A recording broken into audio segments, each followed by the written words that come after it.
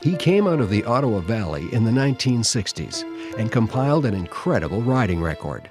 2 Olympic Games appearances, gold, silver, and bronze in 2 Pan Am Games, countless Grand Prix victories, and he represented Canada in 23 Nations Cups over the course of a 30-year riding career. That alone would get you in the Hall of Fame. But for Terrance "Torchy" Millar, he was just getting started. Even at the age of sort of 16, 17, he was like a young professional in everything he did with the horses, and he carried that all through his riding career. He was always such a smooth rider, and he had a unique way of releasing his horses up the crest of the neck. Very famous horses like Phoenix Park. And what impressed me about Torchy was what a classic rider he was. And though at that time I didn't know him very well, he really epitomized to me what all young riders wanted to aspire to, and that was the technique that he showed, the compassion he had for the horse. He was such a horseman. He's just stayed involved. When he hung up the stirrups, he wasn't out of the sport. He was not out of the sport by a long shot. As a coach and trainer, he would teach the likes of Lisa Carlson, Beth Underhill, and Chris D'Elia. All Olympians and all successful at a very young age. He really put a lot of finishing touches on my riding, and not just in that respect, but also behind the scenes, the maintenance, the management of these horses. Torchy was more about what the horse required, and he'd get frustrated that if you just didn't find that little thing, that little ethereal, abstract thing that makes that horse go well, he'd get frustrated with you, and he would show that to you. So that part of it was shocking, and it forced me to have to learn to think like a horseman does. He's responsible for me getting the ride on Monopoly, and that meant a lot because at the time I was working for Torchy, he was still very much in the competitive game and was a Grand Prix rider himself. So to push that horse to me, who was just an up-and-coming young rider, that was huge. I mean, you don't see someone really that selfless and someone who would really wanted to help a younger rider coming along. Torchy's reputation for matching the right horse with the right rider became his signature throughout the 80s and 90s. Torchy has found horses for the riders, has directed riders, go look at that one, I think it would be a good match for you type of thing, through his whole career. His reputation amongst most of the European dealers and riders was as a Canadian second to none, as a North American second to none. Horses like Leacock, Grand Slam, and Rivendell all came to Canadian riders thanks to Torchy. With Canada's deepening talent pool, Torchy's next calling was to lead the way. His biggest and most important role has been as chef d'equipe. He's brought professionalism and dedication to this sport, which is probably unequaled. Ironically, Torchy's breakthrough result as chef came just 10 days after a disastrous showing at WEG in 2006. Bring the good lessons with you, but leave all the emotional nonsense behind and move on, because next week is another competition. And you better go into that believing in yourself and your horse and your teammates, or you won't win. So by the time Torchy and I arrived in Calgary, we really believed we had the winning team. And sure enough, we did. Imagine 31 years! 31 years it took us! Yeehaw! Hey! 31 years! The results continued to pour in. A second consecutive Nations Cup at Wellington, Florida in the spring of 2007. And then it was off to Rio for the Pan Am Games. Individual gold for Jill Henselwood and Special Ed, bronze for Eric Lamaze and Hickstead, and a team silver that indicated that Canada might be on the verge of something special. The Summer Olympics of 2008 were just around the corner.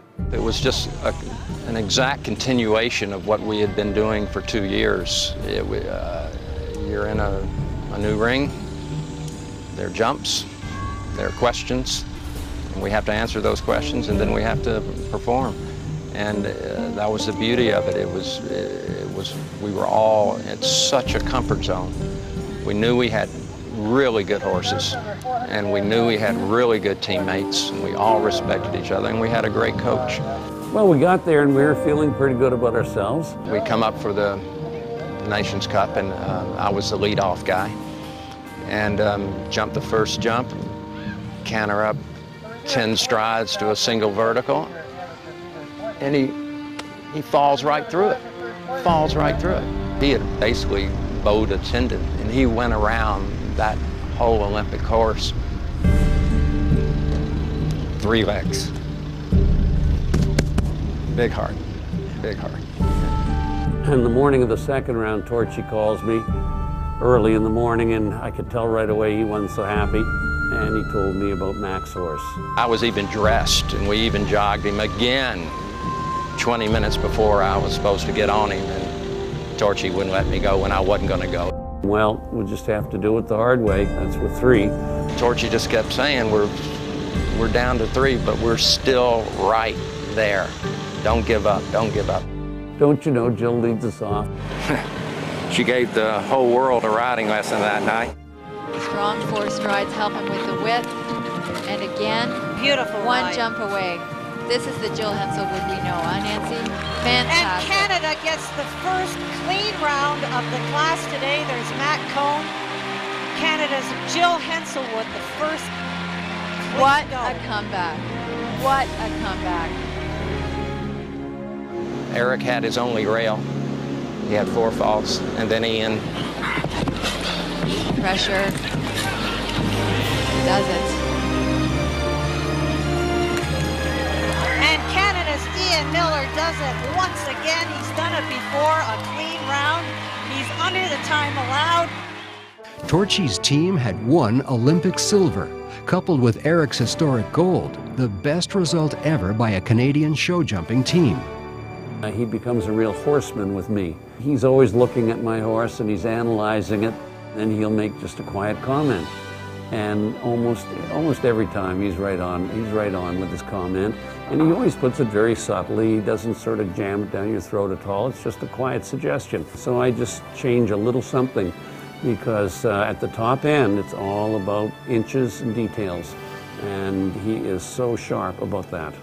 His qualities as a leader are quite amazing. And the one thing I remember him saying, he came up to me because I was asking questions to a lot of the different riders on our team what I should do with this particular horse and these particular courses, and he pulled me to the side and he says, you know, Mac, you go find Brindley, that's my wife, and the 2 of you talk, because you know that horse better than anybody, and she knows that horse better than anybody, and you guys will figure out the best way to ride this course. And for a coach to say that, that was, instead of saying, I'm going to take over and give you advice, he knew the best way to handle me. Some of the success has been attributed to a change in the process of picking the team, a change that Torchy felt had to be made.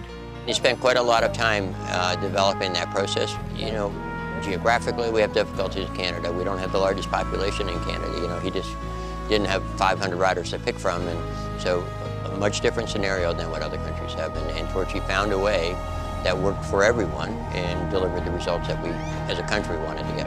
While Canada's resurgence hit its zenith in Hong Kong, it didn't stop there. 2010 saw the 4th Nations Cup victory in 5 years at prestigious Wellington, an individual bronze for Eric and Hickstead, and an 8th place finish for John Pierce at Weg in the fall. Torchy's team, Lamaze, Pierce, Jan Candele, and Jonathan Miller qualified Canada for London with a 5th place finish in the team competition.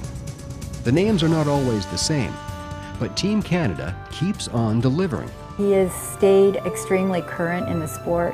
It's very easy to become, to rest on your laurels and say, I've achieved a certain amount of success. I'm just going to follow my path and do my own thing. But what Torchy's done is always investigate, always keep up on what's happening in the sport, what's new. He's always a step ahead. As a chef to keep, there are so many things to balance, so many constituents to please, and Torchy has always had an extraordinary knowledge of what to do, and always showed the wisdom of when to do it. Terrance "Torchy" Millar is a Canadian equestrian treasure. His effect on the sport reaches beyond the borders of Canada. and has put us front and center with the show jumping superpowers all around the world. You watch the relationship he has with the other famous coaches and chef d'equipes in other nations. I mean, you know, that same respect lives through all of that. And so, and that helps our country. I mean, our country is a small country relative in terms of numbers and things like that. And if you've got somebody who's speaking on behalf of our country, who has a great deal of respect amongst them, it goes a long ways. And that's something that we needed, and Torchy's delivered for us. It's a passion. It's about a sport he loves. It's the animals he loves. He loves the riders. He loves the lifestyle. He loves everything about it.